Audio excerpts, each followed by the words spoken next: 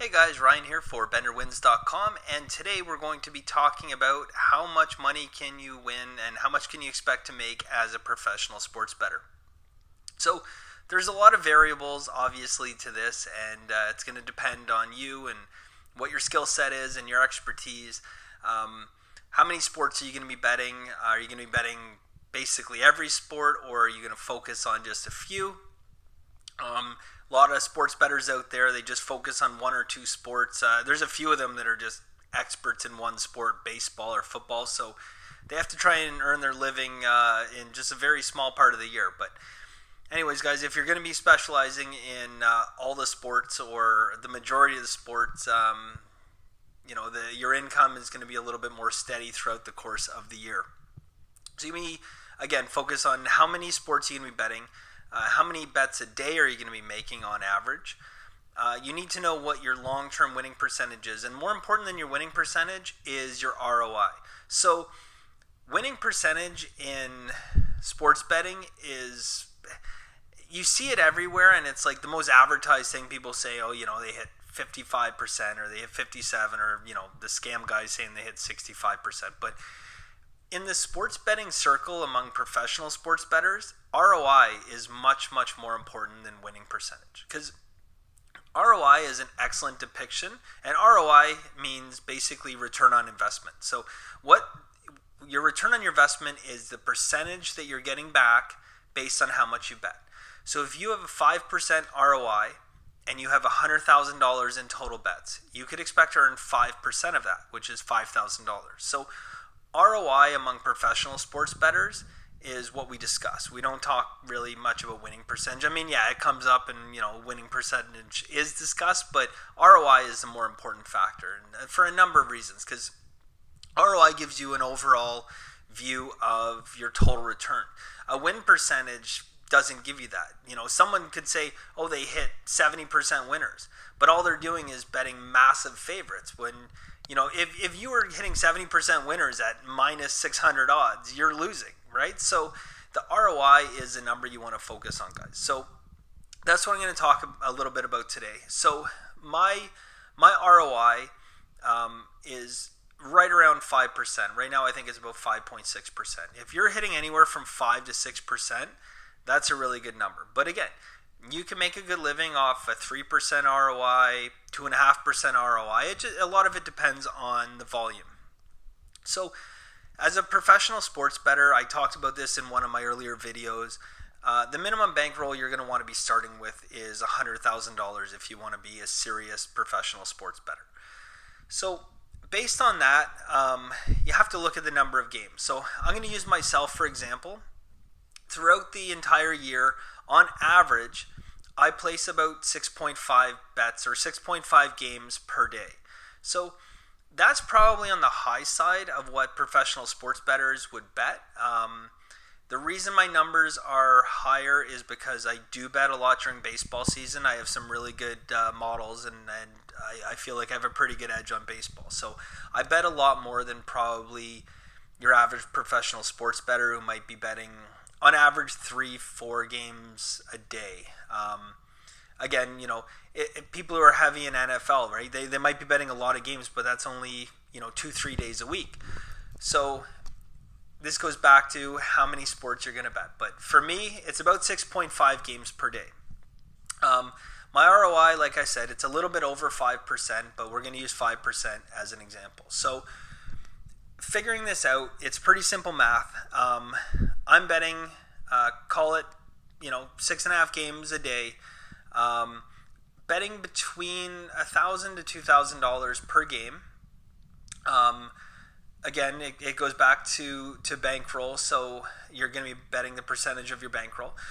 So on any one given month, I'd be putting, depending on what time of year and what games are on and how many sports are being played, in total bets, I might be putting down myself somewhere between $400,000 to $600,000 per month in total bets. So with a 5% ROI, that's your overall expected return on investment on all that money bet, I'm going to be expecting to return anywhere from $20,000 to $40,000, somewhere in that ballpark. And I know that's a huge range, but there's a lot of variance in sports. But the longer you do it, the more variance gets eliminated. So you have to look at it not as, how did I do for one specific month? You have to look at it as how did I do over the course of a season or over the course of an entire year.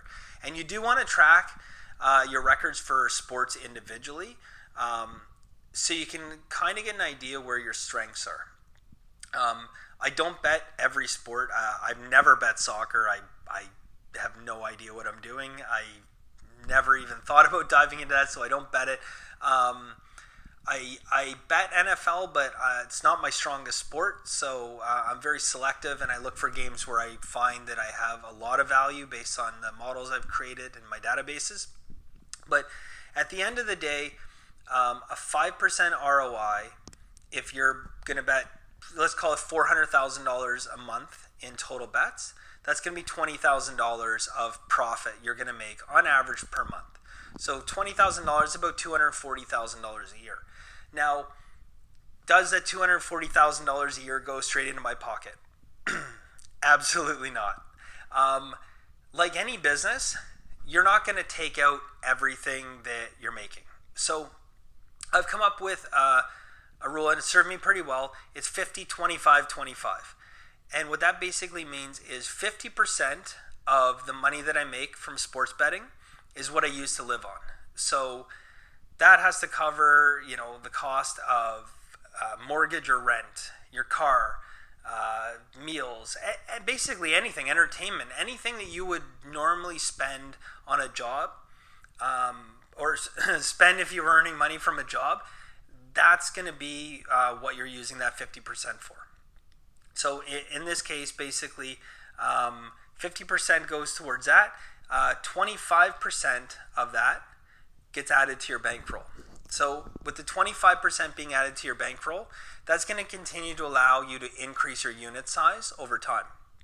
So increasing your unit size, obviously, is how you take this game to the next level and continue to increase your income. So by increasing your bet size and keeping your ROI the same, you're going to basically be able to make more money every single month. And after the end of every season, or once you hit a preset milestone, I talked about in previous videos, I set milestones where once I hit a certain level in my bankroll, I then go ahead and I increase my unit size again to, the percentage of my units to match my current bankroll size. So, if I was betting, $1,500 a game, and my bankroll hits a milestone, I can readjust and I can go back again and look at what my overall bankroll is and go back and bet 1 or 2% of that, which might now be $1,700 a game or $1,800 a game.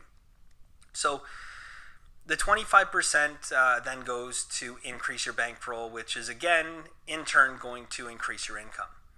The other 25%, and this is where some people may disagree, I keep that completely separate. So that is a totally separate account. That's the rainy day fund. At this point, I haven't had to kind of dive into that, but I look at it as kind of two things. So we'll call it the rainy day fund, where that would be if I was ever sustained like a long-term losing streak, where just variance went totally against me or everything went wrong, like whatever the case may be. Like, I'm very disciplined with bankroll management, so I'm not concerned about blowing up my account or anything at this point. I've been doing it too long. But that's kind of the rainy day fund. It's there if I ever needed it for whatever. But the other thing I kind of look at it as is that's my 401k. That's my retirement fund right there as well. So I'm putting money away. I'm not spending it. It's not directly being added to my bankroll. It's there if I need it. But down the road, when I decide I don't want to do this anymore, it's there. Okay? So again, guys, every penny of what you're making, you're not outspending. I've seen guys that, they come and go, they're good at it, but they're spending 110% of what they're making, guys, and it's not a good long-term option. So I hope that helps. If you guys have any questions, please feel free to add a comment. Let me know what you guys think. If you wouldn't mind, leave a like, subscribe. Let me know what you guys like to see for future videos. And again, hope this helps, guys, and keep your eye out for some future videos. Take care. Bye-bye.